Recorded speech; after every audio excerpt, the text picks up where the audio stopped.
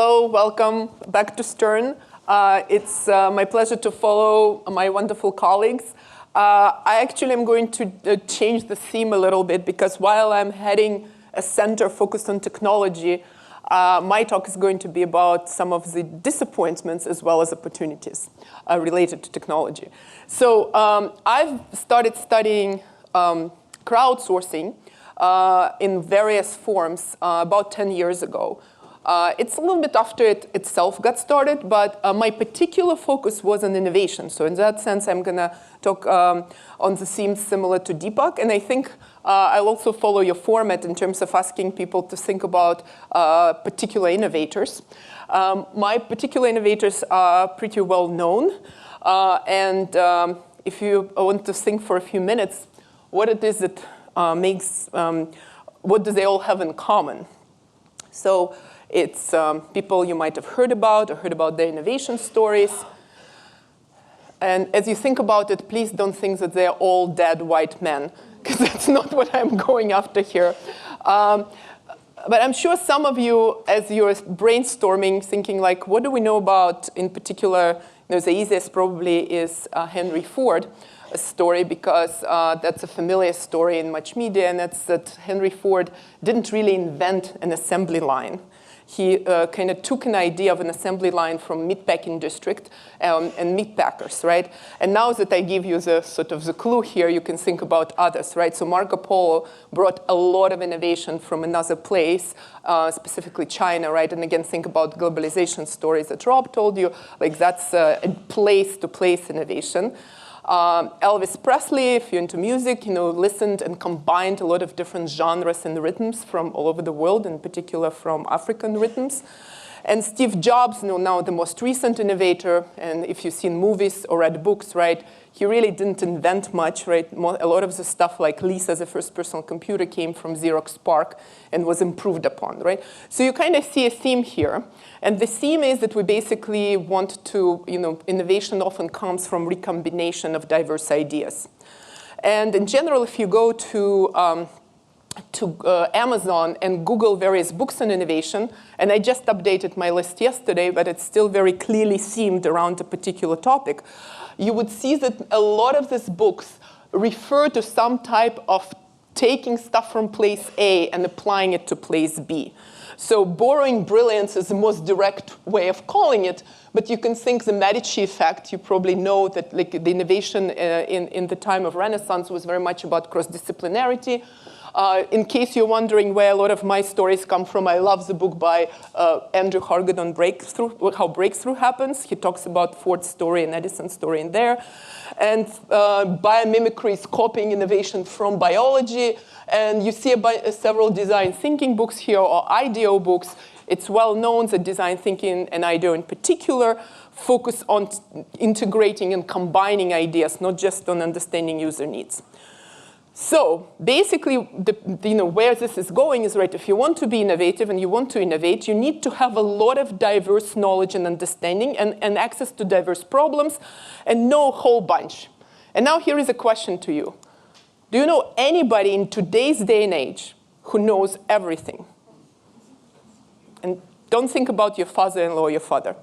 Like, so is anybody in the room feel like they know everything there is to know?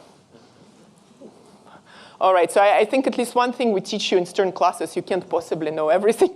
So if you came here thinking you would, like we probably taught you couldn't. So I'm going to posit, and I think it's a very, I hope you buy into my proposition that there are no more Renaissance men or women for that matter. It's simply impossible nowadays to know everything. Human knowledge has developed in a way that we can't possibly know everything. And so then you sort of think like, where are we going to get the Presleys and the Fords of this world? And maybe sometimes people combine a few sets of knowledge, or what's sometimes people call T-shaped people, with a lot of depth and a little bit of breadth. But to really do some of the stuff that innovators in Deepak's lab do, you really need a lot of depth. So it's not OK to just have one depth and a little bit of breadth. So here comes technology. Finally, back to technology, my main work and job and leadership at Fubon. So how can technology help? And you can think about different technologies that we are trying to use. Well, enterprise social media can help you learn what others in your company know. Wikipedia, I actually think, is probably the key technology that helps us get at least a little bit of understanding together with Google about what we don't know.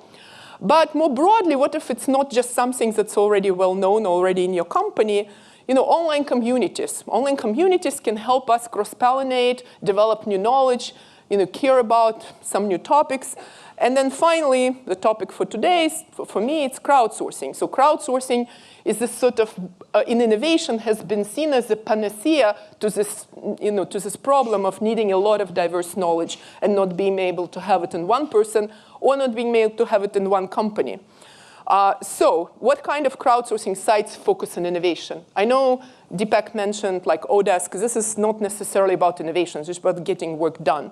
But there are sites that focus specifically on innovation, and they would be sites like Incentive. I don't know if you heard about it, but that's a place where you can broadcast a scientific problem to a wide set of scientists. I just checked, they list 400,000 people from all over the world as potential solvers to your problem. And they tell you that you can solve like any type of science problems with their help. There are other places like innovation communities. So IDEO launched OpenIDEO, which is a platform we have studied with my research team for the last 9 years. And that's focused on social innovation. And of course, the most famous and very familiar example of that community collaborating would be something like open source communities and Linux in particular, which basically get a bunch of diverse people together, not super diverse, like they all speak Java, right, or something like that, but diverse enough that they have different problems and different perspectives. And just as another example, there is also like scientific online communities, and there is this project you might have heard less about called Project Polymath, where mathematicians basically make scientific proofs and math proofs online through a blog. By the way, this is the only colorful picture I found in that whole site, because mathematicians don't like pictures. So when you're facing with this variety of different things, and you're saying, well, technology is going to help me be more innovative, how do you evaluate different opportunities for crowdsourcing?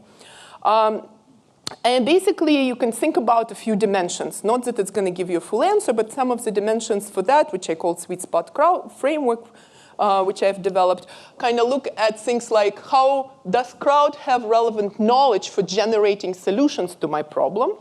You can also say, well, maybe it's no good at generating solutions, but it's particularly good at evaluating solutions. So think about new product ideas. Maybe you can get your users to talk about them and tell you whether they're any good and whether they're willing to pay for it. There is also whether the problem could be decomposed or taken out of your context and sent to the world. Of course, you do worry sometimes about your intellectual property. And finally, you have to have people willing to solve your problems. And so the question here is like, OK, once you have this framework, what kind of problems are particularly good? So I'm going to ask you this question. Like I just told you about the polymath community. And here is a problem. You know, it looks fairly simple. There is a mathematician community out there. And it's basically asking you to solve this, you know, looks like algebra problem, x cubed plus y cubed equals z cubed. And you basically just need to find 3 values of x, y, and z, non-zero integers. So I see some smiles. Anybody wants to try to solve this problem? No? Not even for 100? How about 1,000,000? How about 1 trillion? Like, not that I have it, but I can offer whatever I want, right? So how about a different problem? Because I studied R&D companies, startups, trying to use crowdsourcing for innovation. And they would put problems in scientific domain. And so they often told me, it's very valuable for us to learn if there is no solution. Like negative knowledge is great knowledge in science. So can somebody maybe try this one, prove that no such solution exists? Anybody has, you can try to reproduce Andrew Wells' proof? Yeah. So this is Fermat's last theorem, in case you do have exposure to math. It's neither solvable, and it's not solvable. It took mathematicians for about 400 years to prove it's not solvable. And so basically, here is my punchline. I've been looking at it for 10 years, and yes, it's a great tool, and technology enables us to get some solutions. But the reality is many problems could not be solved within 2 months with an individual effort. That's why we have startups and investments. And so thinking that it's going to solve the hardest problems by broadcasting to a wide crowd, even well-formulated one, is a little bit naive. While I think it's worth doing, my own conclusion is that some other things with crowds are worth doing much more. And that would be, especially in case crowds, in my 10 years of looking at it, communities are much more powerful than crowds. So nurturing a community is more promising than just broadcasting to the crowd. Crowds have very low voice, so you need to invest in amplifying whichever ideas you get there and recognizing that they are diverse but worth investing in. And finally, instead of broadcasting Fermat's last theorem, which is neither solvable nor like it takes a little time to prove that it's not solvable, it's better to let communities help you redefine problems to something that they think could be tackled. And with that, thank you.